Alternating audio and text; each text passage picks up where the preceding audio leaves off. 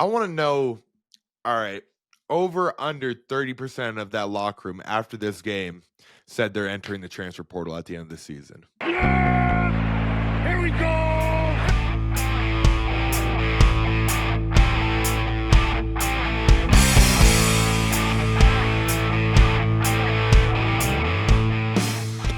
What is going on, Pin and Pullers?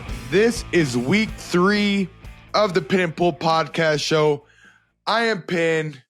I am Pull, and I'm ready to rock and roll, dude. You guys took care of business yesterday.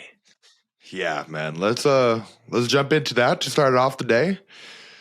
Yeah, I mean, I want to just know right off the bat, like, how does it feel to put up 28 points in one quarter and it be the first quarter? That was the longest first quarter of my life. Like, there was something about it. Like, it wasn't really so hard. Like, the workload wasn't bad. Like, I wasn't really breathing heavy, but it was just like, I looked up, dude, and it's like 8 minutes into the game, and it felt like we already had like 21 points. And I was like, what the fuck is going on right now? Like, I'm not complaining.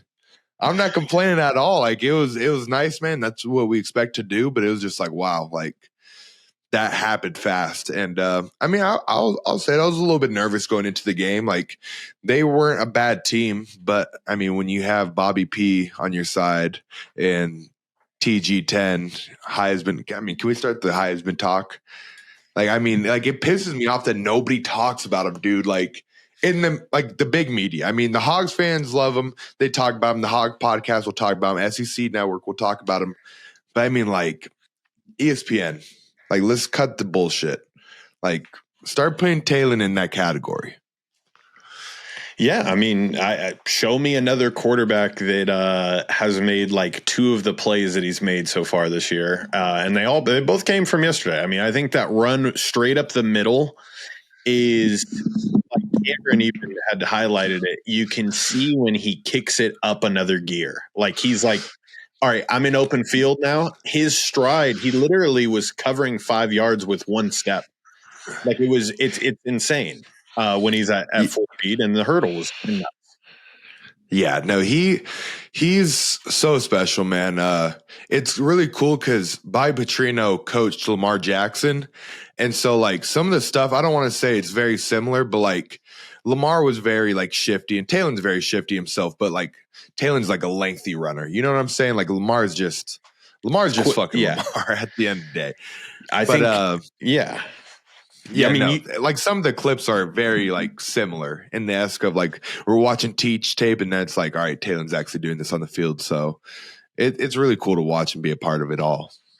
I was going to highlight too that on the hurdle play, the player that was going in for the tackle literally knocked himself out. Like, when you watch it in slow-mo, like, his neck hit because he was just, he shot forward to it, which I was like, Talon's a bad man. Talon's got people on the other team going after him, hurting themselves. Bad men do that. Really, really scary moment on the field. And the kid ended up being all right. Was actually E. Harris. E. Harris used to be his teammate, and that's also the kid Braylon Russell put in a body bag on the goal line. So no way. I mean, the kid had a rough day. E got in touch with him after the game. He was doing good. E was talking his shit to him, as he should. I mean, we did what we needed to do, but Talon is indeed a bad man. Like, he did that to us. I don't know if you remember when he was at Boise State. He did that to us at San Jose State. I want to say it was like a 3rd and like 6. One of those pulls it.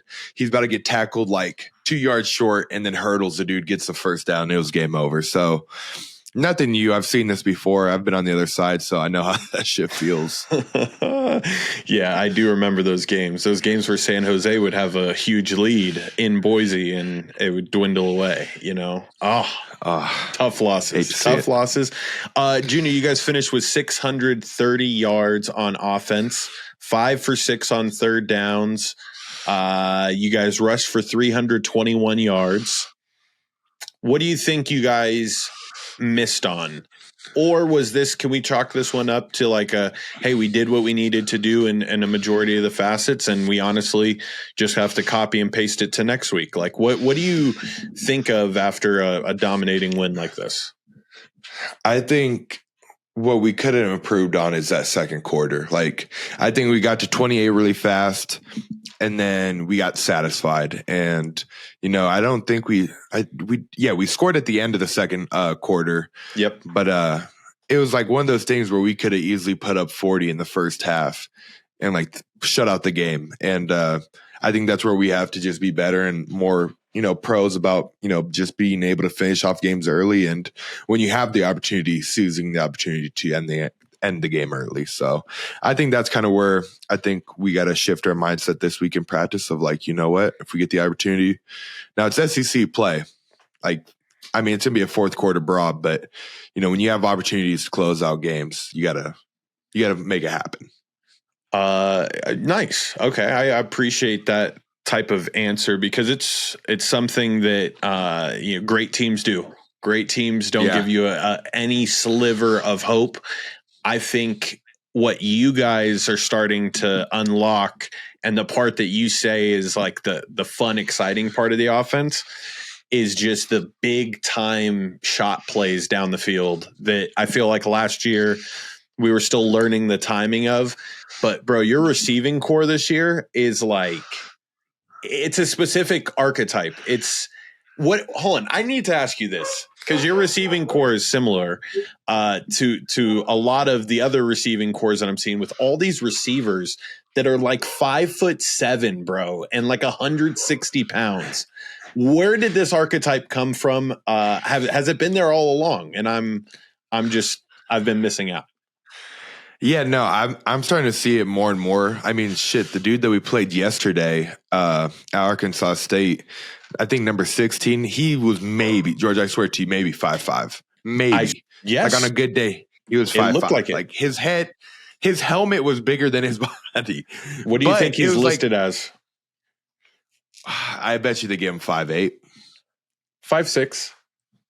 Really? 5'6". Wow. So that's pretty accurate. Like, but I mean, he's tough to guard. Like, think about it. If you're a DB, you're a bigger DB. Like, that's tough to guard somebody that low and just, I mean, can break out of cuts so much faster. So, I mean, it makes sense. And we have a few of them on our team: Cam Shanks, Raylan Smith, or Raylan Sharp. Yeah. Yep. Raylan Sharp. I mean, like, it's just a tough archetype to guard.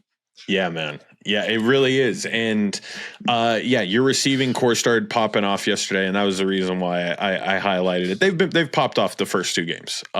It's been fun, but now it's going to get serious for you guys. So we're recording this on a Sunday, day after the game.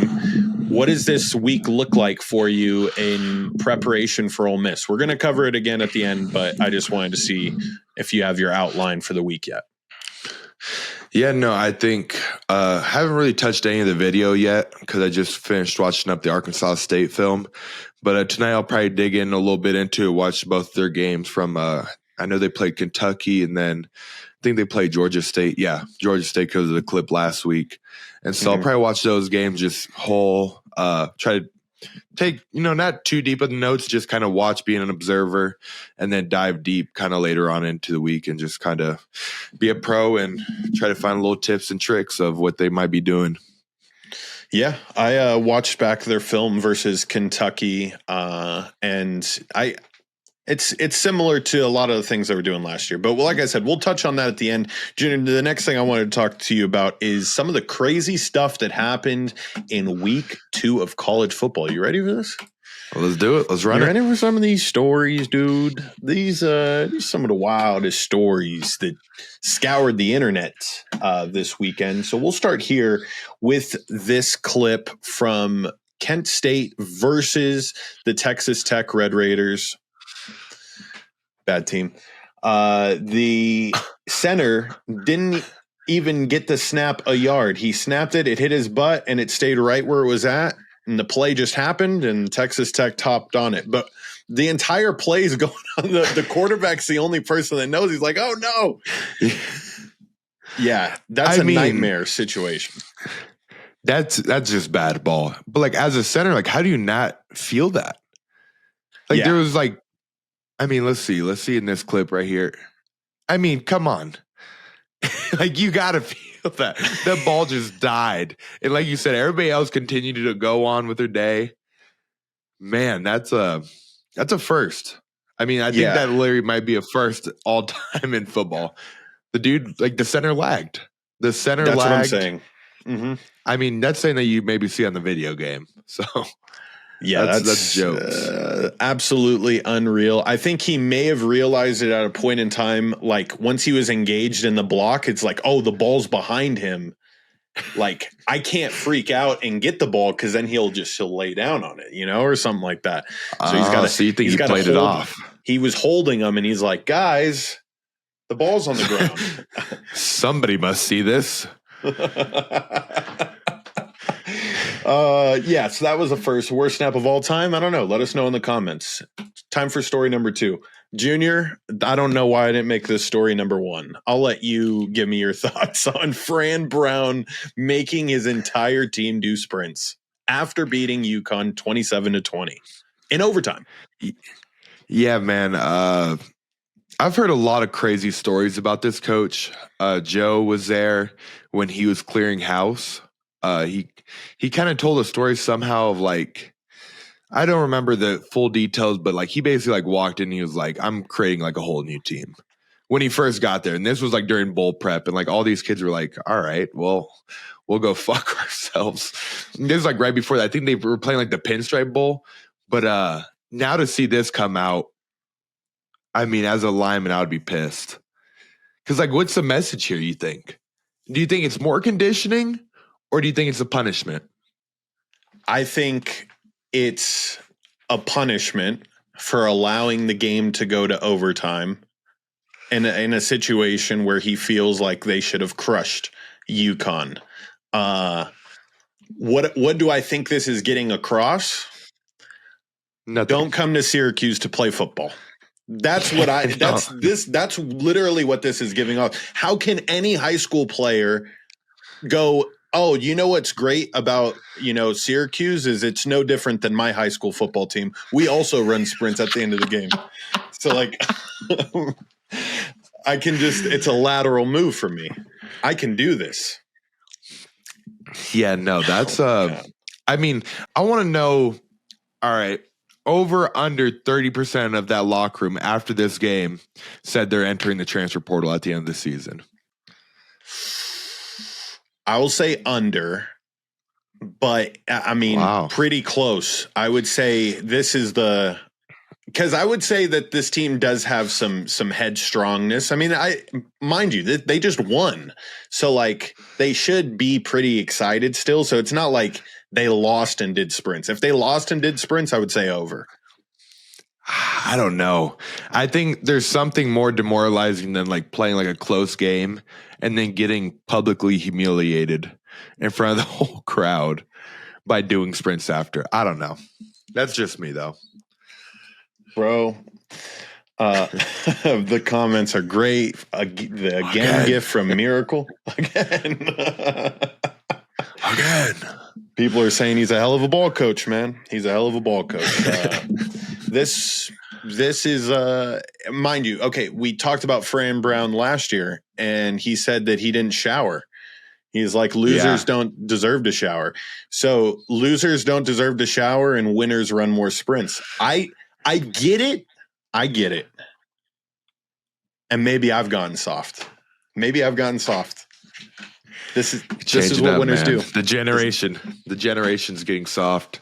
This generation. I will say this though, Junior. I've seen you after football games, okay, overtime games, and you can barely move. So run sprints. Like, what about like I don't know, have everybody go collect trash, like help the janitors collect trash. Like you're thinking about like, why am I collecting trash? But you're not having to run around. You're just collecting trash.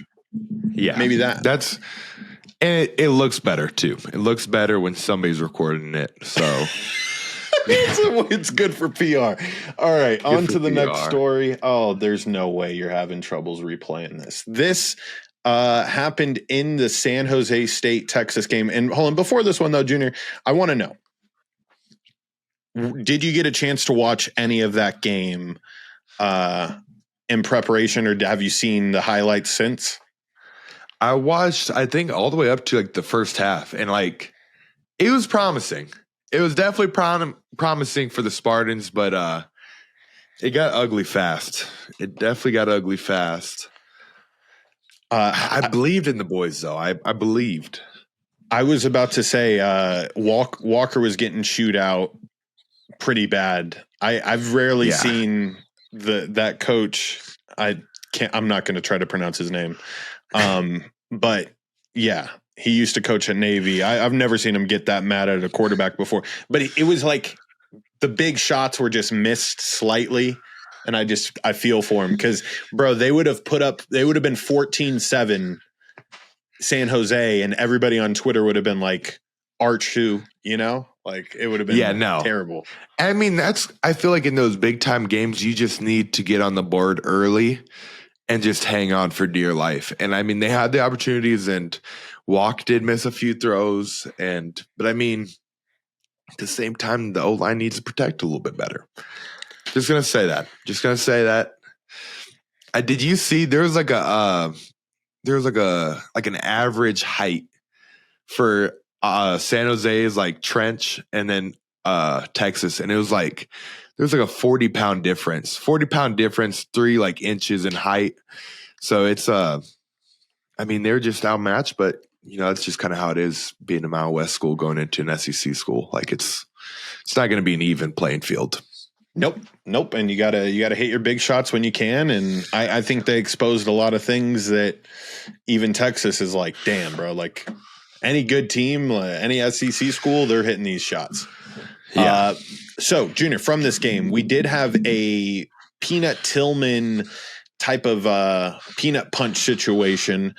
Let me pull this up here. It was the linebacker from Texas punching the ball out, but at the same time, he punches the San Jose State player so hard that he knocks him out. So is this something that we should be worried about as targeting? Are you allowed to punch somebody in the face as you're trying to punch the ball out? Is that targeting? I don't know. Because, I mean, it's hard. Like, that's a bang play. Like, he's not trying to do this on purpose. Obviously not.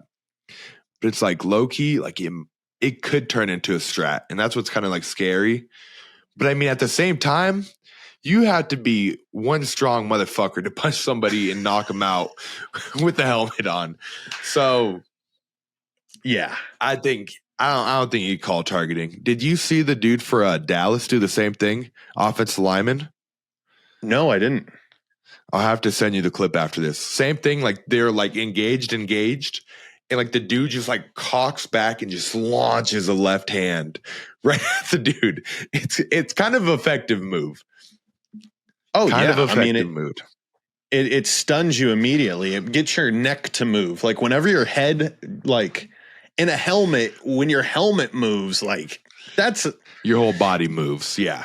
Yeah. You have to, or else you'll decapitate yourself. And so in a situation like this, I would say if we start seeing more of it, it will be considered targeting.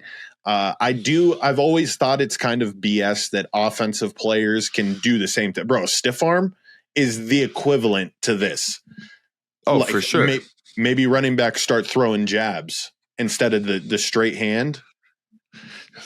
What do you think about, like, because you can get a cast on your hand, yeah? Like a soft cast?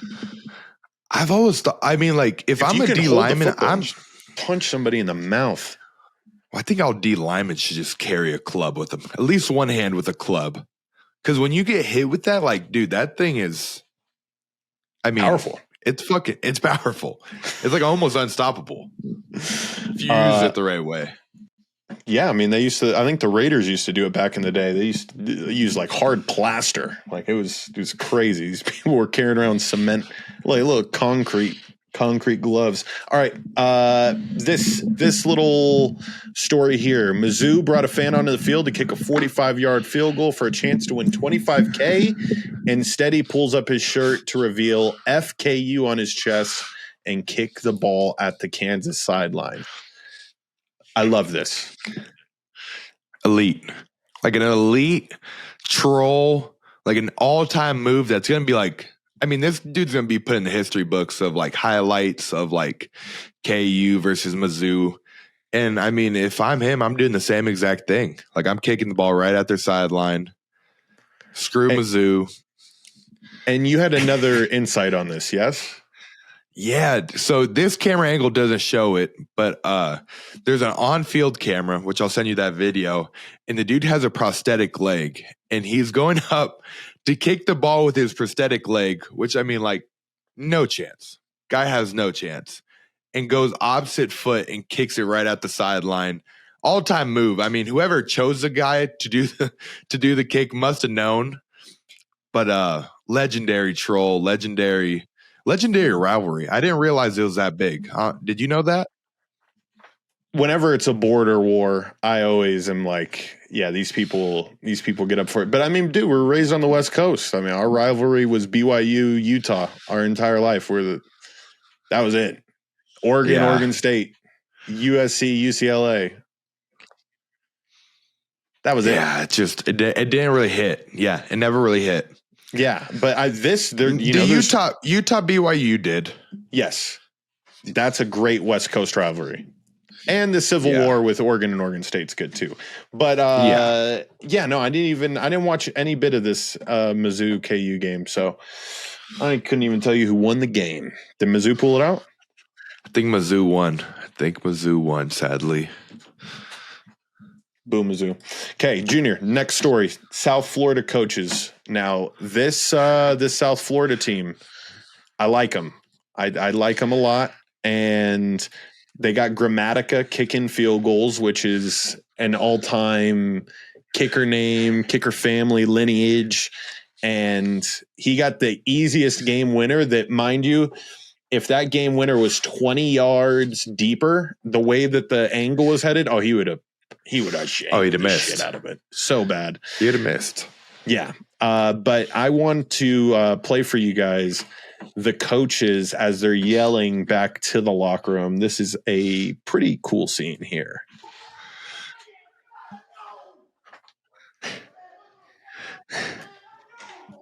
Hold on, what the hell is that run, bro? Hold on, I had to pause it here. What the hell is that run?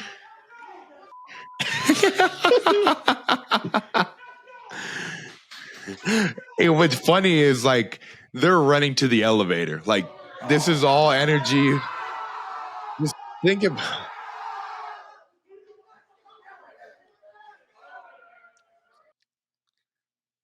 Yeah, that energy in the elevator was at an all-time high, man. That was really cool. Really cool to see. I mean, just seeing both sides of it. I mean, the time and effort put in week to week for those, for that game. And, coming out on top, being the underdogs.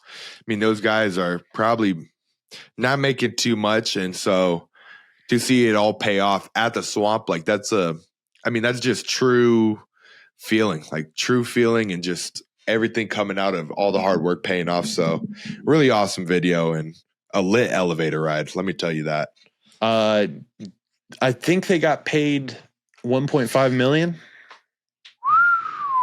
It was either $1.5 million or $500,000. One of those two. Both nasty. $1.5 million is nastier.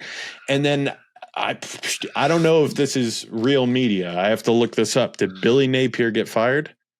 No. So hear this. Their AD came out with a statement like maybe a few hours ago saying like we're not firing him this season. Like crazy shit, man. Crazy time to be at Florida. So much hype going into the season, and like it feels like one game just. I mean, we're gonna have to see how they bounce back because that's a tough loss. Yeah, you can't lose to a team like that. You cannot lose to an in-state rival. And by the way, South Florida next week they play Miami. You think they can rule Florida? Holy shit. Now imagine if they go Collect for the the trifecta. Florida Infinity Stones. Who'd the That would trifecta be? The Knights? Well, no. They I'm saying the trifecta of beating 3 top 25 opponents in 3 weeks. Oh shit, who do they have the week? Boise State put belt to ass to Boise State week 1. You're right. Yeah. That'd be first time in program humming. history. Yep. Yeah, for sure. This came out of the Oregon game, Junior. I need to know, how do you feel about Laboobos? How do you feel about them? I'm a little bit like, have you watched the recent South Park episode? Junior, it's so funny. It might be hilarious. The funniest thing I've ever seen. It's hilarious. And they talked about Laboobos. And so like, it's just such a dumb phase. And I know Justin and Chloe love them. I just don't know why. Like, I don't get the hype behind the whole trend. Do you see it? Like, I mean, I don't know. There's a bigger play in the conspiracy theories behind their recording devices hidden in every single one, and now they're just doing it to further track people. I've heard that they're demonic entities, similar to like kind of how South Park portrayed it. So I'm in it for that ride, and the conspiracy theory BS. They're nothing more than Beanie Babies. I can honestly care less.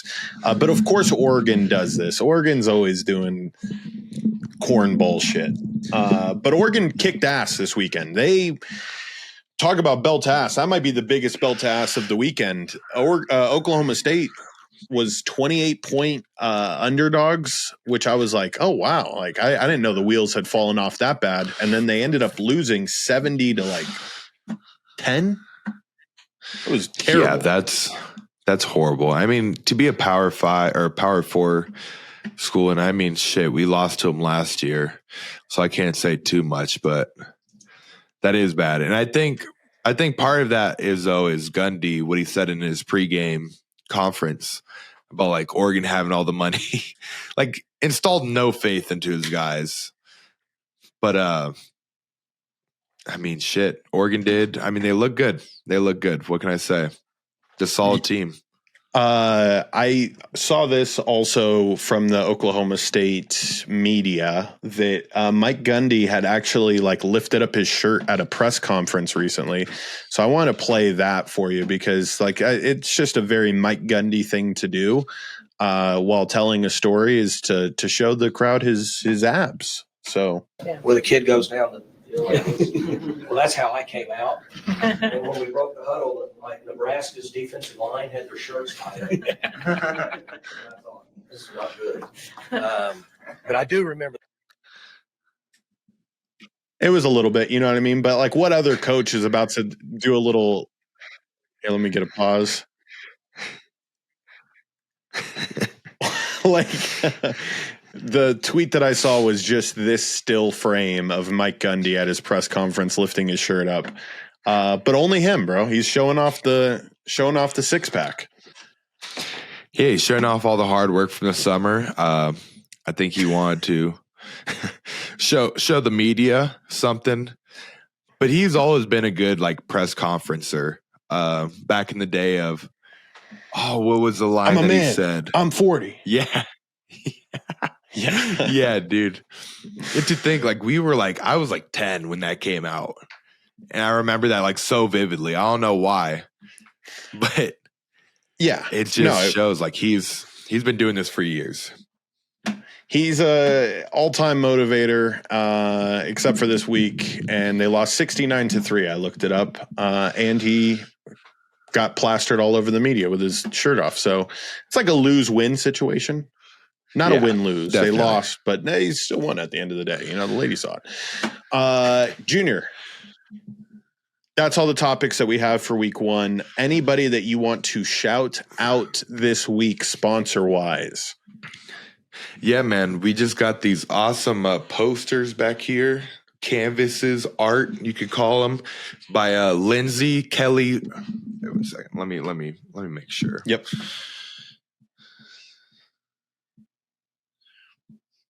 Yep.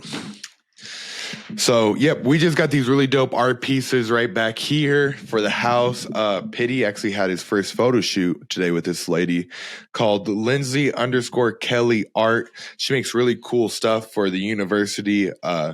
This is actually, what is that, a wallpaper that is put on like a canvas. And so people have like wallpapers of this around their house. Really cool, really awesome family, and really great art. So really grateful for them. And then obviously, you know, we got the OGs. Shout out Buena Vida, Dr. Anthony, Activate IV, Matadors. Still got can you see the menu back there? Yeah, Do you see it? We can. Got the menu back there. So shout out to all the people for keeping it going, and really appreciative. And obviously, if you want to, you know, help out the podcast, help out G when he comes down here, reach out to us, and we would love to work some stuff out. Yeah. Highlight you guys, give you guys some love here. The episodes have been doing really well. So thank you to everybody who's been listening to these.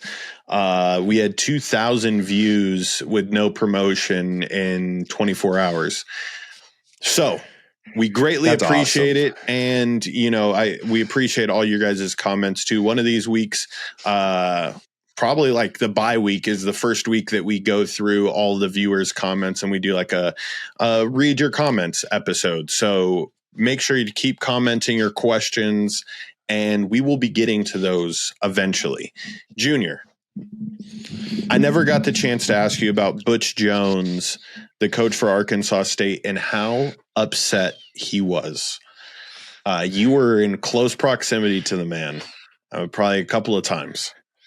I've seen coaches upset before, but he was, livid. So Really? did you not see that side of him? No, I mean, you could definitely tell, like, I seen him before the game. He was a little bit uptight. And then I didn't see the after game handshake with him and Pittman. He was pissed? Not pissed at Pittman. He was pissed at the referees. He was pissed at the referees and his players. There was a lot of, if you go back and you watch the TV copy of the game, just him just chewing the referees out, bro. And just staying hot on the sidelines. Like it was already bad for him. You know what I mean? You did your part. You put up 28 points in the first quarter. He was feeling some type of way already. Then the missed calls had him a little flustered. So that's why I had to ask you, because he was upset. And I just wanted to know if you got to hear him yell at people. Junior, this week, I will announce what the song is for this week. It's What Did I Miss by Drake. All right. Hype reel for this week is going to be the best I've done yet. I was going to say, you got some stuff. You've been killing it. Week 2 was awesome. I really digged it. The more footage that I'm starting to collect from the years, it's going to be good. This one, though, it means a little more. This is a game that you had talked about on your 4th and 5 podcast appearance with DJ about this game means the world to you. And to get out on top would mean like you've accomplished one of the first big goals of this season. How are you feeling about it? We are 6 days away. I'm feeling really good just because of our practice habits from last week. Coaches always talk about you get your most growth during week 1 and week 2. And I think people really seen that showcased yesterday in our game. And so our practice habits are kind of getting set in place where, players are knowing what the heck we got to do to reach our goals. So I'm feeling really good. Obviously, we haven't prepped or practiced at all. So, I mean, that's still to be determined and we got to put in the work for it. But I think what we have in place from last week is really good to kind of, help us go into this week. This will be the 72nd, not 72nd meeting.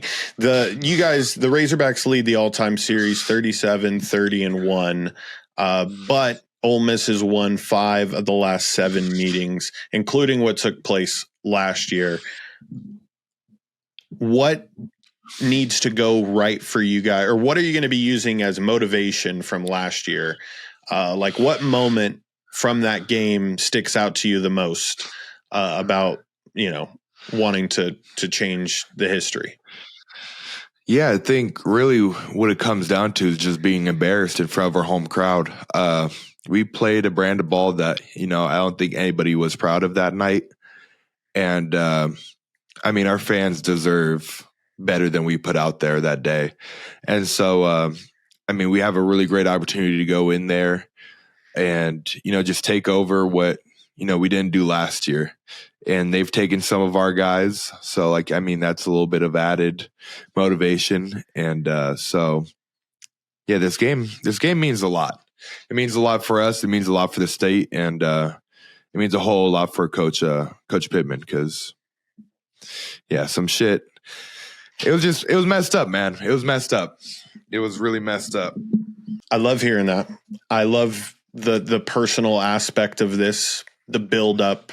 6 p.m., Oxford, Mississippi. I am a huge, huge, huge, huge fan of the third down music they play. Are you going to be playing Skrilla in the car this week to prepare yourself? Is that their third down music of choice? It's their third down song that I wish I would have known about when you were playing at Vegas, because I would have let everybody on the East Side know. I think it's one of the best third down songs ever created. I think I actually will. It's a great song.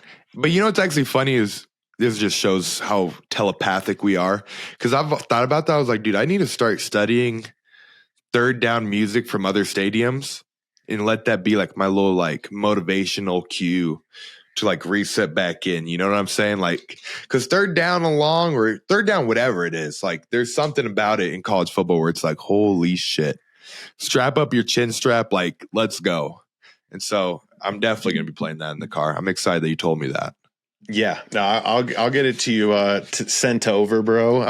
It's a great song. So I'm glad you're going to be listening to that. You had hinted to some of your players being taken by Ole Miss: Jalen Braxton, Patrick Kudus, Luke Haas. Have you spoken to any of these players since they left? Not really. Not really. There were a lot of good friends. Luke Haas was a good friend of mine. Kudus, me and him were really close. And so it definitely hurt. Braxton, I was pretty close to as well. But having those two leave, it hurt me because those were my good friends I made when I first came here. And so haven't really spoke to them that much, but definitely, just want to show, man, what they left out on, man. They left out on a great offense, and they're blowing an opportunity, in my opinion. And we're going to show them this Saturday. I love this. By the way, bestofarkansassports.com had wrote an article in which the article had nothing to do with you. Jalen Braxton can't be bothered with simple housekeeping ahead of Arkansas versus Ole Miss. That was the title. Then they took the quote. It said the Hogs have this contest circled on their calendar. Senior offensive lineman Fernando Carmona Jr. admitted that this offseason, saying he, in quote, hates them, and guaranteeing that the Razorbacks, in quotes, will get their revenge. So it's out there, bro. It's out there. This game, there's going to be a lot of back and forth chirping. What's your like relaxing thing that you're going to do this week to kind of put your mind at ease to get you back centered? You have anything fun planned? Not really. Like a bath? I think I might get some naps in. I love my naps. If I could get some good naps in, possibly might get a massage this week. I don't know. See what I'm feeling. But definitely got to throw something in there. As long as I get some naps in, I'm great for the week. I love that. I love that. Okay. So, Junior, Ole Miss, 6 p.m., night game, ESPN. All the eyes are going to be on you. Any words that you have for the Hog fans heading into this game? Yeah. Shout out to the Hog fans for what they did this past weekend.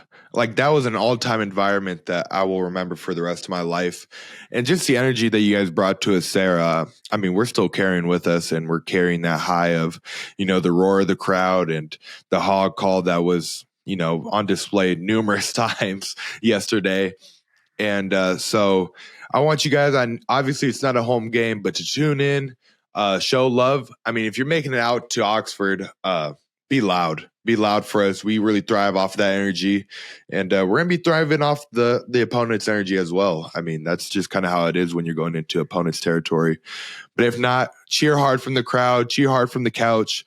We're super appreciative of all you guys and always showing us love and just being the best fans in the nation. So you guys will be proud of us this Saturday. Just wait on it, and super appreciative for all you guys. We'll see you in Oxford. Bye-bye. Deuces. Hey, Razorback. Oh, baby, oh.